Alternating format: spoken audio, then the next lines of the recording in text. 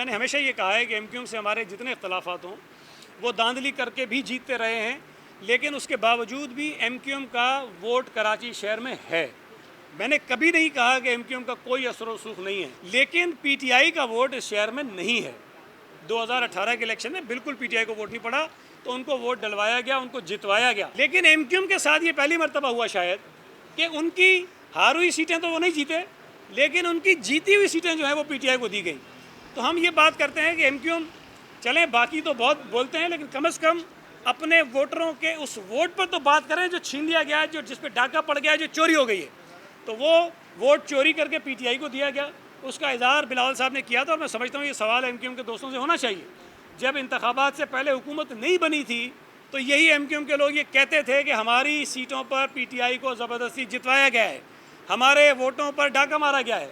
आज फिर एक वजारत मिल जाती है तो वो डाका भी भूल जाते हैं, आवाम का मैंडेट भी भूल जाते हैं। वज़ीर बल्दियात सिंध सईद गनी ने कहा है कि इस मुल्क के हकीकी मसाइल पर अगर कोई सियासी लीडर बात करता है तो वो सिर्फ और सिर्फ बिलावल भुट्टो जरदारी है। इमरान खान की अलीमा एमनेस्टी स्कीम में सिर्फ 27 से 2800 लोगों ने हिस्सा लिया है और ये तमाम पीटीआई के ही लोग हैं। जो फिगर्स आई है सामने अखबारात के ज़रिए कि नवाज शरीफ के आखिरी दौर में जो एमनेस्टी आई थी उसमें तकरीबन 84,000 लोगों ने जो है वो उसमें अपने आप को पेश किया और उन्होंने हासिल की।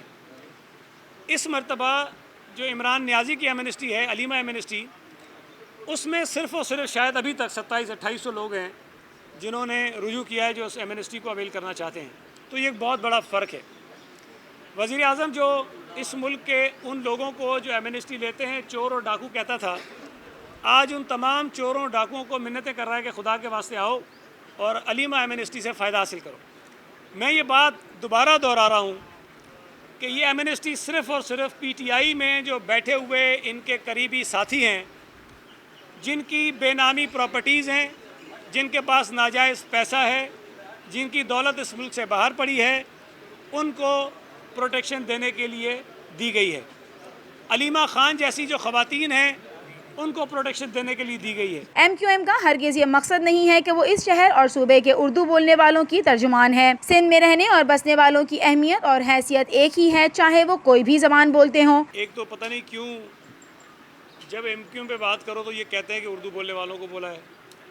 ये बात इनके जहन में होनी चाहिए कि एमक्यूएम का मतलब इस सूबे में रहने वाले उर्दू बोलने वाले तमाम लोग नहीं हैं।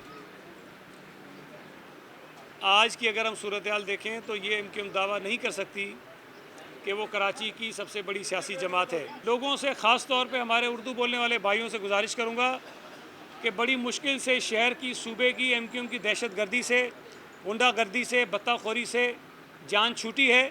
ये एक मरतबा फिर हमारे उर्दू बोलने वाले भाइयों को खौफज़दा करके, उनको डरा के, धमका के अपनी छतरी में लाना चाहते हैं, ताकि एक मरतबा फिर उन उर्दू बोलने वाले भाइयों की ताकत और वोटों के बलबूते पर इस सूबे की हुकूमत को, वफाकी हुकूमत को ब्लैकमेल कर सकें और वो अंधेर इस शहर में दोबारा मचा सकें जो माजी में ही मचाते रहे हैं। उन्होंने कहा कि माजी में भी एमक्यूएम ने हुकूमतों से बराअतें लेकर यहाँ के अवाम के मफादात का सौदा किया है। इस वक्त वफाकी हुकूमत में एमक्यूएम एक पार्टनर है और इन्होंने बजट के मौके पर शायद वोट देने के बदले में एक और वजारत लेनी है और ये एक वजारत लेने के चक्कर में उस बजट को सपोर्ट करने जा रहे हैं जो अवाम दुश्मन है, जिसके ज़रिए महंगाई हो रही है, जिसके ज़रिए लोगों की ज़िंदगी और मुसीबत में आ जाएगी।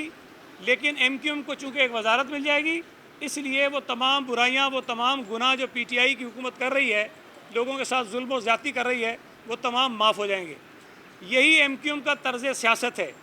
वो वजारतों के लिए, ओहदों के लिए बारगेनिंग करते हैं, वो ओहदे लेते हैं, उसके बाद चुप करके खामोशी से बैठ जाते हैं। एक सवाल के जवाब में उन्होंने कहा कि कौमी असम्बली में आसिफ अली जरदारी एमक्यूएम के एक रुकन को इसकी बात का जवाब देते हुए कहा था कि वो अब थोड़े रह गए हैं और अब इस बात को एमक्यूएम वाले इस अंदाज में फैलाने की साजिश कर रहे हैं कि ये बात उन्होंने उर्दू बोलने वालों के लिए कही है। कराची के लिए 12 अरब रुपए रखे गए वफाकी बजट में। इससे पिछले साल 17 अरब रुपए थे, उससे पिछले साल 27 अरब रुपए थे। अब सवाल तो वफाकी हुकूमत से होना चाहिए कि ये हर आने वाले बरस में कराची के लिए तरक्याती मंसूबों की मद में पैसों में कमी क्यों हो रही है। लेकिन चूँकि वह वजारतें मिल रही हैं, लिहाजा वहाँ पर आंखें बंद हैं। यहाँ पर S3 के प्रोजेक्ट में, K4 के प्रोजेक्ट में वफाकी हुकूमत पैसे नहीं देना चाहती। कराची शहर के लिए इजाफी पानी की जो एलोकेशन है वफाकी हुकूमत वो नहीं करना चाहती, लेकिन वहाँ पर ये नहीं बोलेंगे इसलिए कि वहाँ वजारतें मिलती हैं। वहाँ पर फिर थोड़ा सा दबाव डालेंगे, हो सकता है कि एक आधी और कोई छोटी मोटी वजारत ले लें।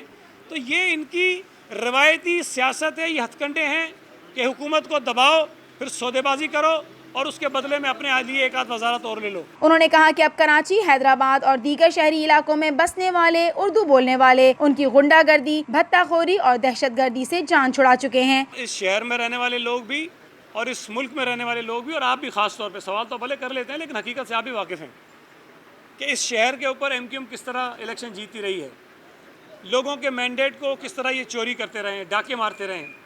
और पीपल्स पार्टी वाहिद जमात है इस मुल्क में जिसको हर इंतखाबात में हरवाने की कोशिश की जाती है। हम कभी भी खुफिया सहारे लेकर चोर दरवाजे से इलेक्शन जीत कर नहीं आए। हमारे ख़िलाफ़ साजिशें होती हैं, हमारे उम्मीदवारों को हरवाने की कोशिशें होती हैं, लेकिन हम फिर भी अल्लाह का शुक्र है इस सूबे के अवाम की बदौलत इतनी सीटें ले आते हैं कि हम यहाँ पर हुकूमत में आ जाते हैं। वरना कराची शहर हो या दीगर शहर हों, वहाँ पर पीपल्स पार्टी के खिलाफ साजिशें होती हैं और जिनको जितवाया जाता है वो MQM है